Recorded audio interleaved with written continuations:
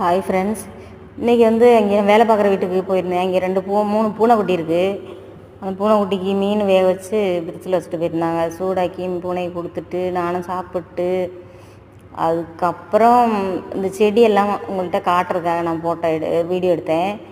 மிளகா செடி, பின்ன கருவேப்பில்லை, முருங்கை மரம், இது சக்கை மரம், பப்பாளி மரம், சின்ன குட்டி மரம் தான். அதில் எவ்வளோ கிடக்குன்னு பாருங்கள்.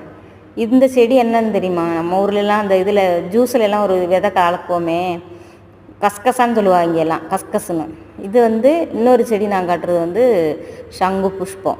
சங்கு புஷ்பம்னா இங்கே வீட்டிலலாம் வளர்ப்பாங்க, ஐஸ்வர்யமாக இருக்கும்னு சொல்லிட்டு. அதுக்கப்புறம் வேற ஒரு பூச்செடி பாருங்கள், எவ்வளோ அழகாக இருக்குன்னு. அந்த இலை, இது இந்த பூவு, இது தெய்வத்துக்கு உயர்ந்த செடின்னு வச்சுருப்பாங்க. அதே மாதிரி இது கருவேப்பில்லை. அப்புறம் அந்த மாதிரி முள் செடியில் பல கலர் இருக்குது. அதில் பல தரம் செடியும் இருக்குது. அந்த செடியில் தான் இந்த பாருங்கள், ஒரு பூவும் ஒரு மாதிரி இருக்கும். ஆனால் ஒரே போல் இருக்கும் செடி. இதுவும் அது மாதிரி தெய்வத்துக்கு உயர்ந்த செடி, அதனால் அதுவும் வச்சுருக்காங்க. அதுக்கப்புறம் பாருங்கள், இந்த இந்த ஒரு மாதிரி கலராகவே இருக்கும். இந்த இலை அழகாக இருக்கும். நம்ம ஊரெலாம் கண்டிப்பாக அது தெரியுமா என்னன்னு தெரில. அதுக்கப்புறம் இந்த வெள்ளை செம்பருத்தி பாருங்கள் எவ்வளோ அழகாக இருக்குன்னு. பல தரம் இங்கே இருக்கும். அப்புறம் இது நம்ம ஊரில் இருக்கும், ஆனால் இதெல்லாம் நம்ம ஊரில் பார்த்துருக்க வாய்ப்பு இல்லை, எனக்கு தெரியல. இந்த பூவும் அவ்வளோ அழகாக இருக்கும்.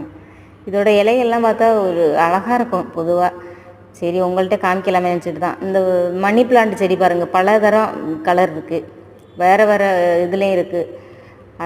இது வீட்டுக்குள்ளே வைப்பாங்க, பாசிட்டிவ் எனர்ஜி கிடைக்குன்னு சொல்லிட்டு வீட்டுக்குள்ளே வைப்பாங்க. இங்கே வேணாடா வெறும் பூச்செடியும் காட்டிகிட்டே இருக்காளே அப்படின்னு நினைக்கிறேன்டா.